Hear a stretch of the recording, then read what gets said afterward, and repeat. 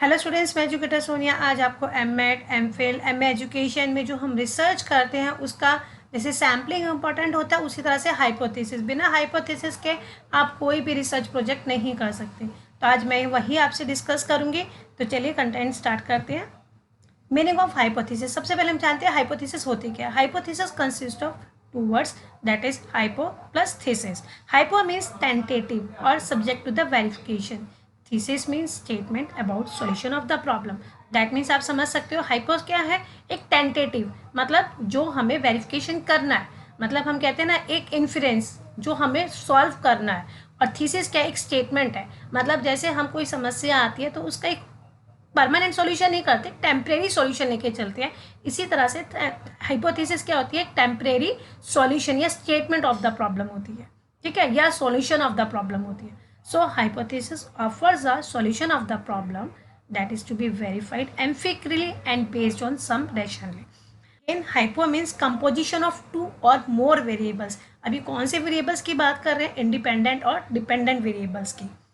अभी आपको मैं नेक्स्ट वीडियोस में वेरिएबल्स का भी ज़रूर समझाऊंगी। अभी बस आप ये समझिए टू और मोर वेरिएबल्स, जिसमें हम इंडिपेंडेंट, डिपेंडेंट, इंटरवेइंग वेरिएबल्स की बात करेंगे, which are to be verified. And thesis mean position of this variable in the specific frame of references.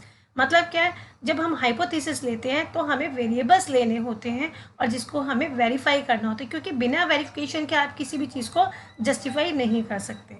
According to James E. Grethen, it is a tentative supposition or provisional guess which seems to explain the situation under observation.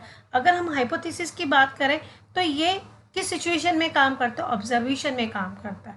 और ये provisional gas है, मतलब अनुमान लगाना है, क्योंकि verify होने के बाद ही आप किसी सॉल्यूशन से के लिए आ पाते हैं। पहले हमें उसको जस्टिफाई करना पड़ता है। मतलब एक टेम्परेरी हम लेके चलते हैं, परमानेंट जब बनता है जब हमें उसका प्रॉपर जस्टिफिकेशन के साथ आंसर मिलता है।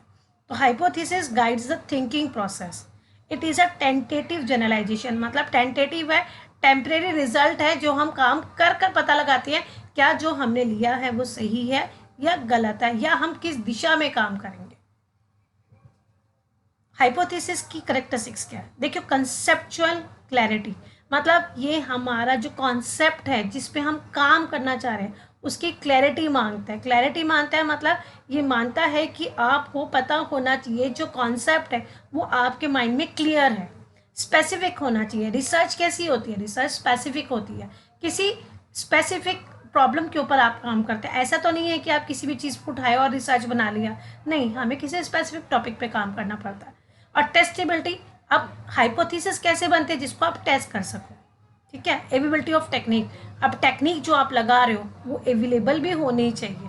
मतलब ऐसा ना हो कि आप अनुमान ऐसे करें कि अगर मान लो हाइपोथेसिस हम किसी हिस्टोरिकल की लेते हैं तो आप उसकी टेक्निक कैसे आप जस्टिफाई करेंगे, है ना। तो पहले आपको वो सारी चीज़ पता होनी चाहिए। थियोटिकल रेफरेंस, मतलब आप उसको रेलेवेंस दे सके, मतलब आप उन्हें बता सके क्या ये जस्टिफिकेशन सही है। जब आपके पास प्रूफ्स होते हैं, एविडेंस होते हैं, तभी आप किसी भी चीज़ को क्लैरिटी कर दे सकते हैं। कंसिस्टेंसी होनी चाहिए, ऑब्जेक्टिविटी होनी चाहिए, और सबसे इंपॉर्टेंट जो होता है सिंप्लिसिटी होनी चाहिए, ताकि रिसर्चर को पता चले जो वो ऑब्जेक्टिव लेके चल रहा है वो as a simple clear statement दे रहा है आपकी प्रॉब्लम के रिगार्डिंग। प्लॉसिबिलिटी ऑफ एक्सप्लेनेशन, मतलब जैसे मैंने बोला कॉन्सेप्ट क्लैरिटी होगी तभी तो एक्सप्लेनेशन होगा ना। तो एडिक्वेसी ऑफ स्कोप, इसका स्कोप जो है वो बिल्कुल एडुकेट होना चाहिए। इसी से मिलते जुलते इनके नेचर ऑफ हाइपोथेसिस है। अगर मैं बात करूं तो जब आप हाइपोथेसिस का कंटेंट बताएंगे तो आपको, जैसे मैंने मीनिंग बोला, डेफिनेशन दी, फिर मैंने इसकी करेक्टरिस्टिक्स दी। अब नेचर की बात करती हूँ, हाइपोथेसिस की प्रकृति क्या होती है, कंसेप्चुअल बेस होता है। जो रिसर्च की प्रॉब्लम होती है वो कॉन्सेप्ट बेस होती है, इसलिए ये कंसेप्चुअल होता है। Verbs written in declarative form, अब क्योंकि आपने एक स्टेटमेंट दी है ना, हम बता रहे हैं कि हाइपोथेसिस क्या है, tentative solution of the problem. तो एक स्टेटमेंट है ना, किसके लिए, डिक्लेरेटिव फॉर्म में, कि ये हो भी सकता है और ये नहीं भी। There is no significant difference. अभी आप आगे समझेंगे कि मतलब इसका क्या होता है। एम्पिरिकल रेफरेंट होना चाहिए। फ्यूचर ओरिएंटेड, फ्यूचर ओरिएंटेड क्यों कहा, क्योंकि वी आर नॉट श्योर कि अभी जो हम काम करेंगे उसका रिजल्ट क्या आएगा, है ना। हम तो मान के चल रहे हैं कि ये होना चाहिए, लेकिन जब हम जस्टिफाई कर लेंगे, फाइंड आउट करेंगे ऑब्जर्वेशन को, तब हम ये बताएंगे कि हम फ्यूचर में हम ये लेके चल रहे हैं, क्या ये हुआ या नहीं हुआ। Pivot of a scientific research, अगर मैं नॉर्मल तरीके से बात करूँ तो ये हर साइंटिफिक रिसर्च इसी के आसपास घूमती है, क्योंकि आप किस तरह के हाइपोथेसिस पे काम कर रहे हैं ये उसी को जस्टिफाई करता है। Importance of hypothesis, hypothesis as the investigator's eyes, अगर मैं बात करूँ जो रिसर्चर है हाइपोथेसिस को बेस मानकर ही तो काम करता है। इट फोकस इज रिसर्च, क्योंकि रिसर्च का मेन फोकस हाइपोथेसिस पे होता है कि आप किस टाइप का हाइपोथेसिस बना रहे हैं। It places clear and specific goals, जो आपने लिया है, आपकी जो प्रॉब्लम है उसके ऑब्जेक्टिव्स जो हैं उसके ऊपर ये फोकस करता है। इट लिंक्स टुगेदर, ये उनको जोड़ता है।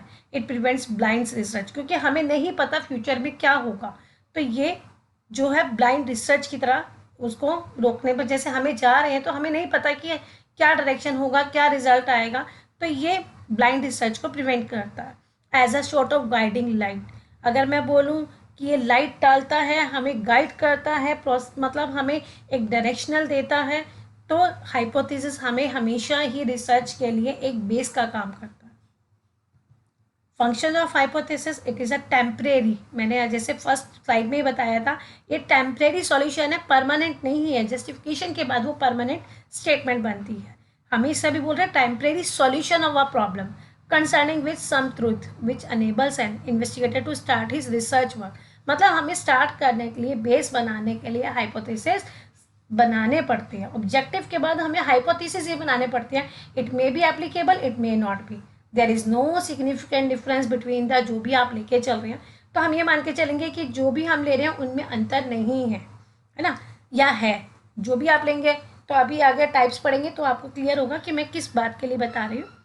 It offers a basis in establishing the specifics what to study for and may provide possible solution of the problem, ये बेस देता है हमें स्पेसिफिक क्या करना है और उसके बेस्ट सॉल्यूशन देता है प्रॉब्लम के लिए। Each hypothesis may lead to formulate another hypothesis, एक हाइपोथेसिस दूसरे के लिए बेस का काम करता है। A preliminary hypothesis may take the shape of final hypothesis, ठीक है।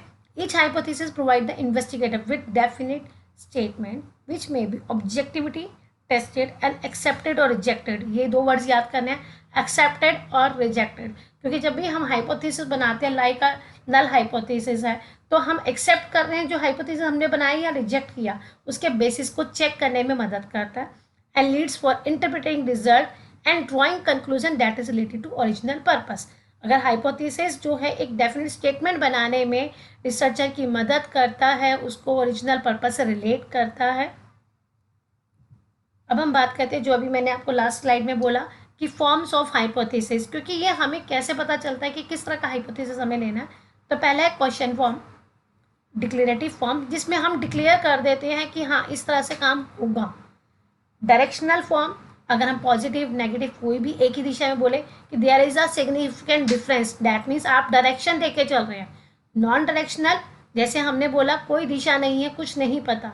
और रिसर्च फॉर्म और नल हाइपोथेसिस, अगर मैं नॉर्मल तरीके से बात करूं तो हमारा रिसर्च में 99% हम नल हाइपोथेसिस लेके चलते हैं, क्योंकि इसमें बायसिस नहीं होता, क्योंकि हम ये मान के चल रहे हैं देयर इज नो सिग्निफिकेंट, कोई डिफरेंस नहीं है। जो हम मान के चलेंगे उस चीज़ को ही तो हम करेंगे ना। अगर मैंने डायरेक्शनल कह दिया दैट मीन्स मैंने उस काम को पहले ही जस्टिफाई कर दिया कि ये इस तरह से काम करेगा, तो वो फिर वेरिफिकेशन करने का कोई बेनिफिट नहीं होता। इसलिए हम ज़्यादातर रिसर्च में नल हाइपोथेसिस यूज़ करते हैं। क्लियर। अब हम बात करते हैं नल हाइपोथेसिस होता है क्या, क्योंकि ओवरऑल जब हम लोग रिसर्च की बात करते हैं तो हमें सबसे पहले नल हाइपोथेसिस ही समझना है कि नल हाइपोथेसिस होता क्या है। नल मतलब होता है जीरो। द सिंबल जैसे HO लिखा जाता है रिप्रेजेंट द नल हाइपोथेसिस, ये भी एक क्वेश्चन बनता है अगर UGC नेट में होता है। An alternative formulation of the hypothesis is to asserts that the two samples drawn from population having the same mean, ये ध्यान रखने, इस लाइन को आप समझ लीजिए कि दो सैंपल हमने ड्रॉन किया है किसमें से, पॉपुलेशन में से, जिनका सेम मीन है।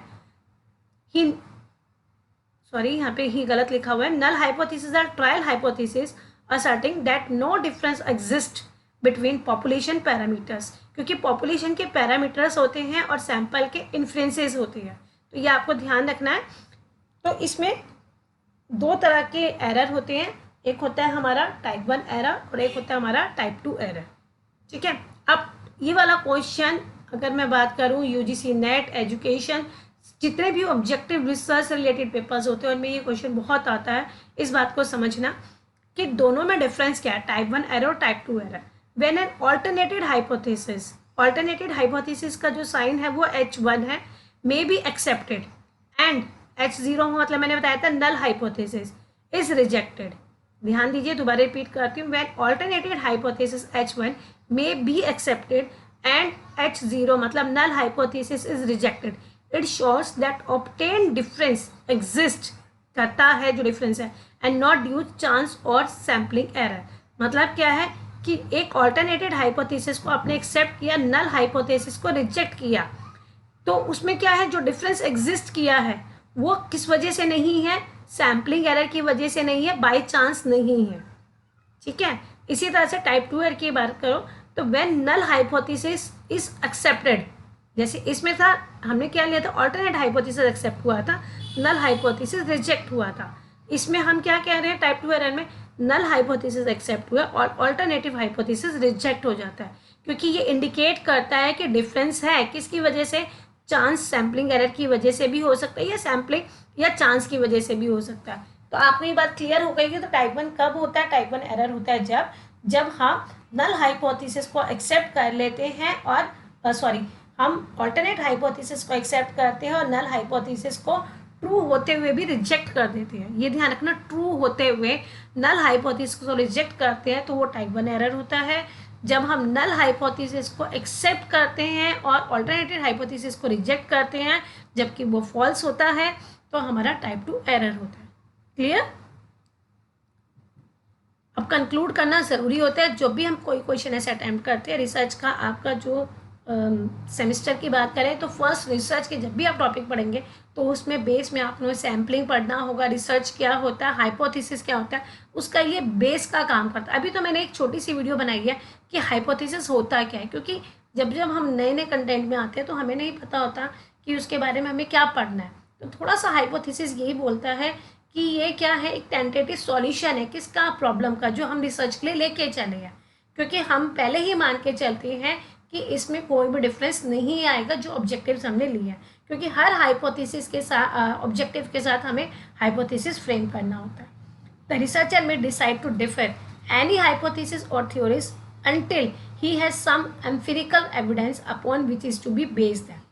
Such hypotheses are not end in themselves, but rather aids to the research process. Overall कहा जाए कि हाइपोथेसिस जो होते हैं वो रिसर्च प्रपोजल के लिए बेसिस का काम करते हैं और नॉर्मल जो है नल हाइपोथेसिस जो होते हैं वो बेसिस के लिए काम करेंगे रिसर्च का। और आपको इसी को ध्यान रखना है कि आपकी जो प्रोसेस है या मैं कहूँ आपका जो सैंपल है, सैंपल नहीं कह सकते, सैम्पलिंग टेक्निक की बात करें जो हमने प्रोबेबिलिटी और नॉन प्रोबेबिलिटी टेक्निक करी थी, उसको देख के ही हमें हाइपोथेसिस बनाने पड़ते हैं।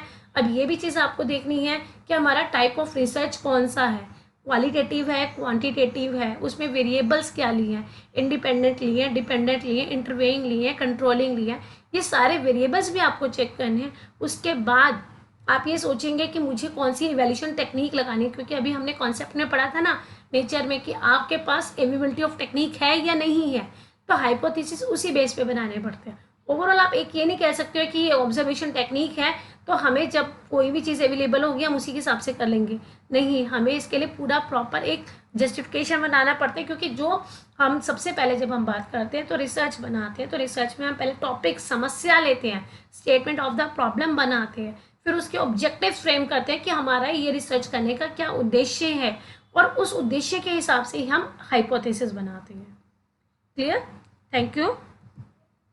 अगर आपको मेरी वीडियोस पसंद आई तो मेरी वीडियो को लाइक कीजिए, मेरे चैनल को सब्सक्राइब कीजिए, बेल आइकन को प्रेस कीजिए। अगर आपको हाइपोथेसिस में अगर कोई भी चीज़ नहीं समझ में आई है तो आप कमेंट बॉक्स में कमेंट करके मुझसे पूछ सकते हैं। इसी से रिलेटेड सैम्पलिंग वाला भी मैंने आपकी एक वीडियो बनाई हुई है, आप लिंक आपको डिस्क्रिप्शन बॉक्स में मिल जाएगा। तो प्लीज़ प्लीज़ प्लीज़ मेरे चैनल को सब्सक्राइब कीजिए।